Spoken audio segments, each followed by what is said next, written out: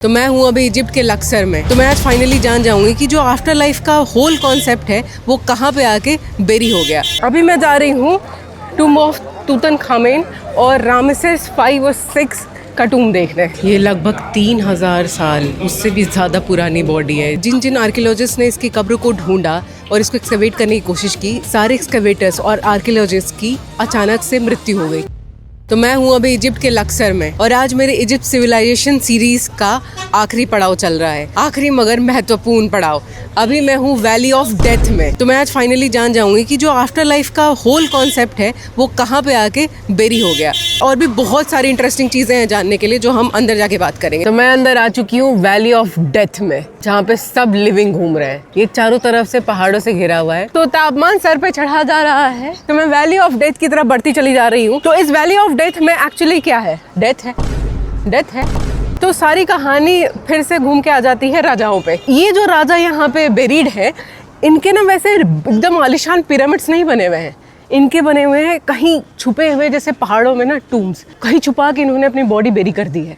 ये पुराने राजाओं जैसे नहीं थे, इन्होंने स्मार्टली प्ले किया है। क्यों, मैं बताऊंगी आगे आगे। अभी जो वक्त हो रहा है उस वक्त में सब लोग वापस लौट रहे हैं। ये वैली पूरी गर्मी में ना और गर्म हो जाती है। जैसे कि अभी 12 जैसे ही बजेंगे ना, वैसी हालत ख़राब हो जाएगी और ज़्यादा। यहाँ पे तो बहुत गर्मी हो जाती है, इस वजह से सब लोग जल्दी अर्ली मॉर्निंग करके निकल जाते हैं। पर मैं तो भाई परियों की रानी हूँ। अभी मैं जा रही हूँ टूम ऑफ तूतनखामेन और रामेसेस 5 और 6 का टूम देखने। जो सबसे इंटरेस्टिंग, सबसे मिस्टीरियस किंग था वो था किंग तूतनखामेन। और पता है तूतनखामेन वाइल्डली पॉपुलर है इस मिस्ट्री की वजह से। तो कौन था तूतनखामेन, क्या किया था उसने? तो इजिप्ट में ना हमेशा से ममीज़ मिलती रही हैं और टूम्स मिलती रही हैं इन्हें, लेकिन हमेशा जो भी टूम मिलती थी ना वो एम्प्टी मिलती थी। एम्प्टी मतलब जब ये लोग इनको दफनाते थे ना, उस टाइम जब राजा महाराजा थे, तो एक्चुअली 3 पीरियड में इनको डिनोट किया जाता है। एक था ओल्ड किंगडम है, जो बड़े बड़े जिन्होंने पिरामिड्स बनाए हैं ना, वो सारे थे ओल्ड किंगडम्स। फिर ये थे मिडिल किंगडम, ये वाले मिडिल किंगडम। फिर आपने अगर क्लियोपेट्रा का नाम सुना होगा, फिर आती है क्लियोपेट्रा, वो इससे बाद आई थी अलेक्जेंडर द ग्रेट से। तो वो टोलेमी की बेटी थी, वो एक अलग स्टोरी है। लेकिन उससे पहले हम आते हैं मिडिल किंगडम में। तो इन्होंने देखा कि जब हम ये पिरामिड्स बना रहे हैं बड़ी बड़ी, तो इनमें से जो चोर लुटेरे हैं वो सारा खजाना लूट के ले जा रहे हैं, क्योंकि इसमें एक्चुअली खजाना बेरीड किया जाता था इनके साथ, ताकि ये आफ्टर लाइफ में जाके आराम से चीज़ें कर सके। तो अब क्या हुआ है, जो मिडिल किंगडम है, इन्होंने देखा कि भाई ये एक नेचुरल टूम है, पहाड़ी है यहाँ पे, तो यहाँ पे हम अपने आप को दफनाएंगे। तो उस दफनाने में क्या हुआ कि इन्होंने बहुत सारी यहाँ पे कब्रें दफनाई और धीरे धीरे लोगों को पता चलने लगा कि भाई यहाँ पे कब्रें, लेकिन सारी यहाँ पे भी खाली थी, क्योंकि चोर लुटेरे ने लूट मचारी कर दी थी एकदम। तो जब तूतनखामेन की टूम मिली इन्हें, तो उसमें इन्हें सिर्फ मम्मी नहीं मिली, मम्मी के साथ साथ इन्हें ना बहुत सारा खजाना मिला। और ये पहली ऐसी टूम थी जिसमें खजाना मिला, और एकदम से ये जो खबर थी पूरी दुनिया में फैल गई कि भाई खजाना मिला है, इजिप्ट में खजाना मिला। दूर दूर से लोग आए देखने के लिए। तो अब हम उसी टूम में जा रहे हैं। अब यहाँ पे खजाना तो नहीं रखा हुआ है, खजाना आपको मिलेगा कायरो में एक म्यूजियम है, जेम म्यूजियम, वहाँ पे खजाना है। यहाँ पे मिलेगी उसकी मम्मी। अब मम्मी की भी एक बहुत इंटरेस्टिंग कहानी है, वो बताएगी प्रमोद। तो ये जो कब्र है ये सिर्फ खजाने की वजह से फेमस नहीं हुई थी। सिर्फ खजाना नहीं था उसमें एक कर्ज भी था।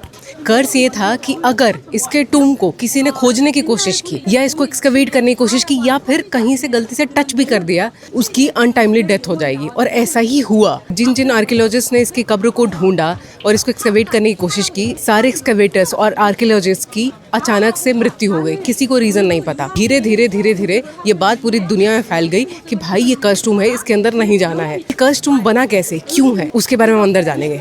ये हम जा रहे हैं उसके बेरियल चैम्बर के अंदर। जैसे सूरज डूबता है ना, उसी को मद्देनजर रख के इसको नीचे किया गया है कि हाँ भाई ये डिपिक्ट कर रहा है कि सूरज डूब रहा है, मतलब एक लाइफ खत्म हो रही है। ये उसके टूम के आसपास दीवारों पे पेंटिंग की गई है।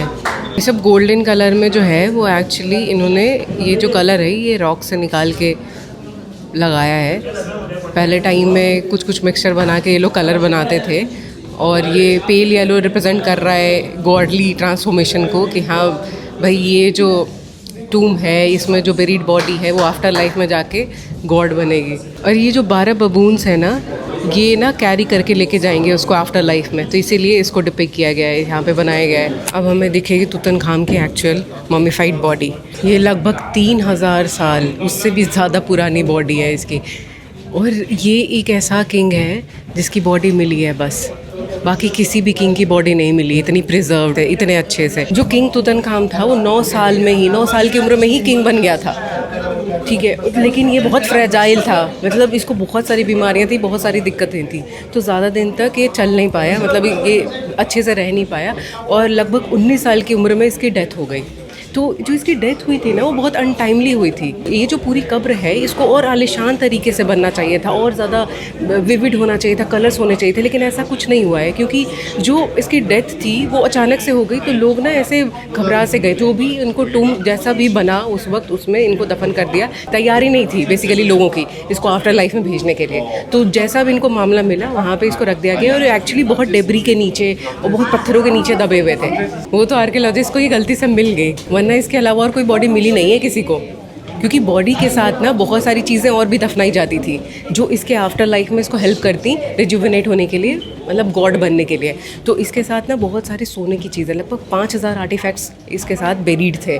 उसमें गोल्ड, भाई जो कॉफिन था वो पूरा गोल्ड से बना हुआ था। जो इनका मुंह था, जैसे कि एक ना मम्मीफाइड बॉडी में एक सोने का मुखौटा डालते हैं, क्यों वो मैं बताऊंगी, लेकिन बात यह है कि वो मुखौटा इतना भारी होता है कि मतलब आप इतना समझ लो कि 1200 किलोग्राम तो सोना पता चला है कि द ग्रेट इजिप्शियन म्यूजियम में रखा हुआ है। ऐसा बोला जाता है कि इनके चारों तरफ जो वॉल्स हैं, इन वॉल्स में रिक्स लगे हुए हैं, वो मैजिक स्पेल से लगे हुए हैं। इसका सोल कहीं भटके नहीं, कहीं और जाए नहीं, प्रोटेक्शन में रहे, और इसके सोल से बाहर वाले लोग भी प्रोटेक्टेड रहे। भाई अंदर टेम्परेचर बहुत ज़्यादा है, बाहर से गर्म है बिल्कुल।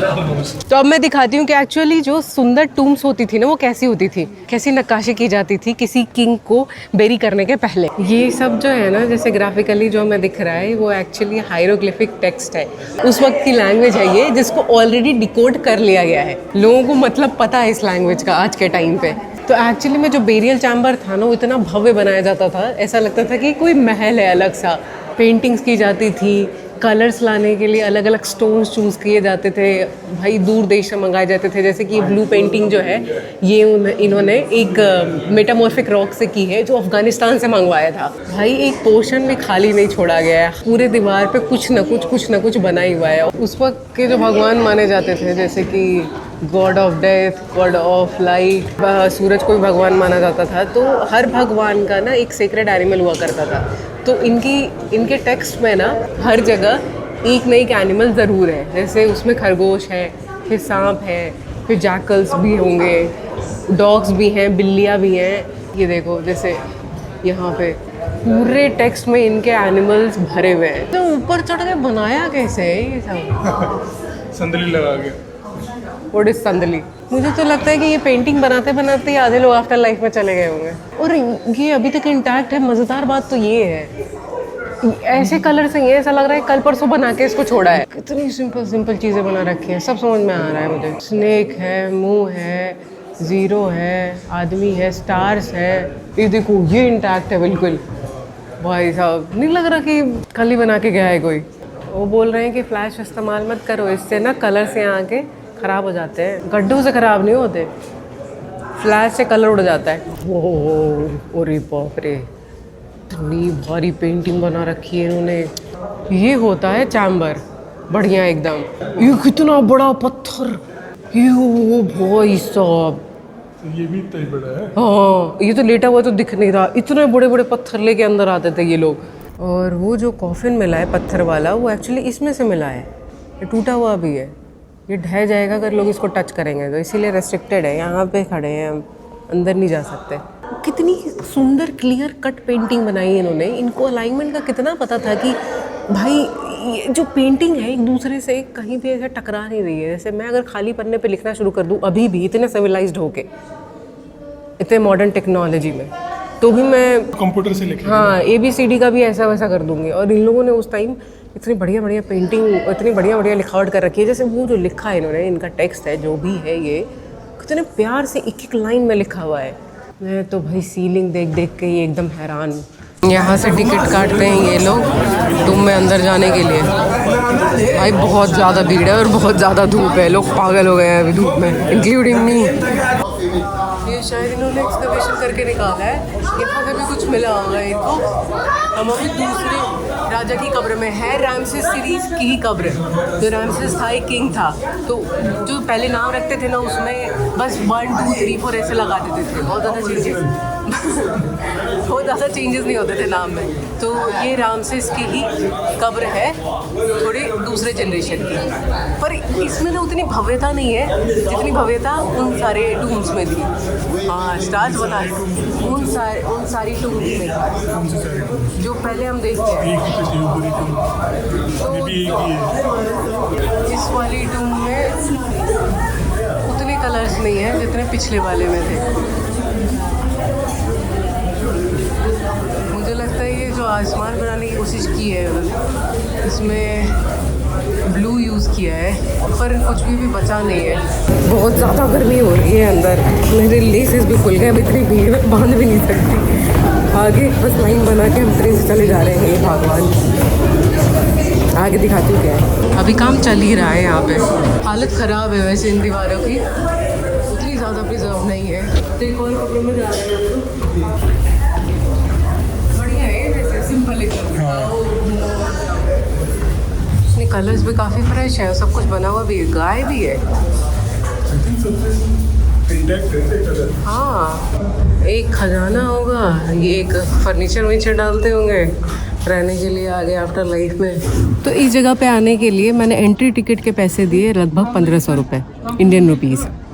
तो उसमें कुछ इंक्लूडेड नहीं था। उसमें ये सब जो कब्रें हैं ना जो खुली हैं, जो एक्सकवेशन प्रोसेस में है, बहुत ज़्यादा डिस्कवरी नहीं है उसमें, और जिसकी हालत थोड़ी सी ख़राब है, ज़्यादा कुछ देखने को नहीं है, वो सारी कब्रें हैं इसमें इंक्लूडेड। जाइए आप अपना, ठीक है। इस जगह पे एक टुक टुक चलती है, टुक टुक जैसी है, बड़ी सी गाड़ी, इलेक्ट्रिक गाड़ी। तो मुझे लगा रहा है कि वो फ्री होगी इधर से उधर ले जाने के लिए, क्योंकि ये वैली भाई अप हिल डाउन हिल दोनों ही है, तो कहीं से कहीं जाने के लिए थोड़ा सा चाहिए होता है। धूप इतनी ज़्यादा लग रही है, लेकिन उसमें बैठने के लिए अलग से 40 EGP लगेगा। फिर अगर वॉशरूम यूज़ करना है अंदर तो अलग से 20 EGP देना पड़ेगा। तो मैं पूछ रही हूँ कि ये जो एंट्री टिकट का प्राइस लिए 1500, वो क्या कंट्रोल? अभी बात ये है कि अभी तक मैं बहुत ऑप्टिमिस्टिकली चल रही थी और अभी भी चल रही हूँ। इनफैक्ट मैं ऐसी जगह पे आई हूँ जो पूरा का पूरा टूरिस्ट स्पॉट है, ओपन एयर म्यूजियम भी है और ओपन टूरिस्ट स्पॉट भी है, समझ लो। जो लक्सर है पर्टिकुलरली, उसमें टूरिज्म के अलावा और कुछ नहीं है, मतलब कोई और बिजनेस नहीं, सब कुछ टूरिज्म के अराउंड ही बेस्ड है। कहने का मतलब है कि अगर आप इतने पैसे ले रहे हैं भाई, 2-2 हज़ार 1500, तो कुछ व्यवस्था तो रखिए। ये अभी तक की सबसे लंबी कब्र है, रास्ता चलता जा रहा है अंडरग्राउंड बिल्कुल। पर गर्मी भाई साहब उतनी है, इसमें कोई कमी नहीं है यार। अंडरग्राउंड वो भी मड ब्रिक से बना हुआ है, तो ठंडा रहना चाहिए। हमारी वजह से ही गर्मी हो रही है इतनी। और अरे नीचे जाके क्या दिखेगा, क्या चीज़ें मिली हैं। मुझे लगा इसके अंदर भी कोई होगा, बट सिर्फ पत्थर है ये। बहुत शौक थे इधर तो पत्थर ले आके रखने के। ओ भाई साहब, तो इसमें से तो निकलेंगे, वो निकला होगा। ये इतना बढ़िया इंटैक्ट है ये निकलने के बाद। मुझे लगता है अभी कॉफिन निकलेगा इसमें से और इसमें स्टोर करा होगा सब कुछ उनका सामान। ये तो लग रहा है अभी बनाया गया। ये वाइट कलर का जो पेंटिंग है, ये मतलब ऐसे डिनोट किया है कि ऐसी पेंटिंग होगी, या पहले वाली पेंटिंग है ये? हो सकता है उन्होंने स्केच बनाया हो पहले, जैसे बनाते हैं ना। हाँ, अच्छा। और ये बाहर से ना, अच्छा, ये बाहर से परत इनका ख़त्म हो गया है, ये अंदर वाला परत है जो हमें दिख रहा है। तो दोस्तों, इजिप्ट का एक और क्लासिक स्कैम। अभी तक मैं स्कैम्स के बारे में बात नहीं कर रही थी इजिप्ट में, लेकिन अब बात करनी पड़ेगी क्योंकि सर पानी से ऊपर चला गया है, नाइन नदी से भी ऊपर चला गया है। तो अभी क्या है कि मुझे लग रही थी प्यास और थोड़ी सी इलेक्ट्रोलाइट्स भी चाहिए थे मुझे, क्योंकि बेहोशी छा रही थी, इतनी ज़्यादा गर्मी है यहाँ पे, धूप है और शेडेड एरिया जो है वो काफ़ी कम है। तो ये एक शॉप मिली मुझे जो कि बिल्कुल एग्जिट के पास है। ये एक अकेली शॉप है, इसके अलावा कोई शॉप दिख नहीं रही है यहाँ पे जो ये सब प्रोवाइड कर रही है। तो मैंने उनसे बोला कि भैया जूस दे दीजिए। अब जूस इन्होंने मुझे मैंगो जूस दिया पानी भर के, और ये एक इसका प्राइस है, ये एक डब्बे का प्राइस है 600 रुपीज़। हाँ दोस्तों, 600 रुपीज़। अब मैं आ गई हूँ KV 6 में, एक और टूर। KV का मतलब होता है किंग वैली, और उसमें नंबरिंग दे दी जाती है, विच आई डोंट नो कि क्यों दी गई है। मे बी जिसका इसका एक्सकवेशन जैसे जैसे हुआ वैसे वैसे नंबरिंग दे दी गई है। ये यहीं तक है, बाकी आगे बंद है, शायद एक्सकवेशन हो रहा है या तो हो चुका है और ये अंदर के वॉल्स हैं। तो एक दो पेंटिंग्स बची हैं, या तो हुई नहीं है पेंटिंग या तो फिर शायद ख़त्म हो गई हैं, मतलब एक्सपोज हो के निकल गई हैं। लेकिन ये सारी पेंटिंग इंटैक्ट है जो बाहर वाले एरिया में है। ये कैसे हो सकता है अंदर वाले एरिया में ख़त्म हो गई, बाहर वाले एरिया में है? तो इसकी पेंटिंग काफ़ी अलग है। मतलब इसमें जो हैंड राइटिंग थी वो ज़्यादा अच्छी हो गई थी, अब क्लियर कट बिल्कुल। चिड़िया है, क्रोकोडाइल है, जैकल है, मगरमच्छ है, जंगल है पूरा, जंगल है पूरा। जो सबसे पहली कब्र में गई वो छोटी सी कब्र थी, उसमें मेन जो चीज़ थी वो थी तुतनखामुन की ममीफाइड बॉडी। तो मुझे देख के थोड़ा सा बढ़िया लगा कि चलिए भाई इतने साल पुरानी बॉडी अभी तक प्रिजर्व्ड है और इसके साथ इतनी सारी चीज़ें जुड़ी हुई हैं, तो मैं आंखों आंख देख पाई, तो मेरे लिए अच्छी चीज़ थी। पता नहीं कल को रहे ना रहे, ये लोग इजिप्शियन म्यूजियम में डाल दें, ज़्यादा पैसे बढ़ा दें, ना देखने को मिले, कुछ भी हो सकता है। फिर सेकेंड वाली जो कब्र थी वो भी बहुत अच्छी थी, भव्य थी और उसमें पेंटिंग्स भी बहुत सुंदर थे, ठीक है, तो वो भी बहुत बढ़िया लगी मुझे। उसके बाद मैंने AI से पूछ लिया कि हाँ भाई कहाँ कहाँ जाना है, तो AI ने सजेस्ट किया था ये दो बिलास में जो गई थी, KV2 KV6, लेकिन हम लोग ना रैंडमली चले गए KV11 और ये सब में, तो वो भी ना मेरे को लगा कि वर्थ इट है, एक दो को छोड़ के वर्थ इट है, क्योंकि अभी एक्सकवेशन या तो प्रोसेस चल रहा है या तो अभी उन लोगों ने वो रेस्ट्रिक्शन लगा रखा है और इसमें नहीं जाना है क्योंकि ये 40 CGP लेते हैं पर पर्सन। मेरा ओवरऑल एक्सपीरियंस मैं कह रही हूँ कि ठीक रहा, मैं बहुत ज़्यादा खुश हो के आई थी। पिरामिड्स ऑफ गीज़ा देखने गई थी तो मैं ज़्यादा खुश थी, मैं बहुत अच्छे से एक्सप्लोर किया था। यहाँ पे मुझे ऐसा लगा कि लुटपटारी ज़्यादा मची हुई है। मैं यहाँ पे यही 2-4 चीज़ें देखने आई थी जो लेगेसी है इनकी, जो लेजेंड्स हैं किंग के अराउंड। तो ये बेसिकली एक स्टॉपेज है, मतलब ये ख़त्म है, इसके बाद फिर और कुछ है नहीं, क्योंकि ये जो न्यू किंगडम्स में आ रहे थे ना, वो उन्होंने अपना स्टाइल चेंज कर दिया था सब कुछ करने का। वो थोड़े से स्मार्ट हो गए थे, वो चाहते थे कि उनकी जो ममीफाइड बॉडी है जो आफ्टर लाइफ में जा रही है वो डिस्ट्रॉय ना हो, तो इन्होंने कहीं कहीं छुपा दिया है। तो मतलब अभी बस 60-65 फेरोज मिले हैं इसमें, इसी वैली में। अब पता नहीं कितने और मिलेंगे। उनको लगता था ये जो पहाड़ है ना वो नेचुरल पिरामिड का काम कर रहे हैं, हमको अलग से पिरामिड बनाने की ज़रूरत नहीं है, जो इंडिकेट करता है कि हाँ भाई ट्रेजर यहीं पे है, आके लूट के ले जाओ। दे वर स्मार्ट। तो ये यहाँ पे एक्चुअली एवोल्यूशन अलग से शुरू हुआ, ठीक है। तो I wanted to know all of these things, इसलिए मैं लक्सर आई थी, ठीक है। ओवरऑल मतलब मैं कहूँगी कि इजिप्ट आओ, लेकिन ध्यान से आओ, ये है, पैसे संभाल के रखो, और लोग जब इंटरैक्ट कर रहे हैं तो मतलब उसका कोर मीनिंग समझने की कोशिश करो। हर बार इंटरैक्शन जो फ़नी हो रहा है या हंस के बोल रहे हैं, तो इसका मतलब ये नहीं कि वो कुछ चाह नहीं रही हैं या नॉर्मली बात कर रहे हैं। ये मैंने सीखा है।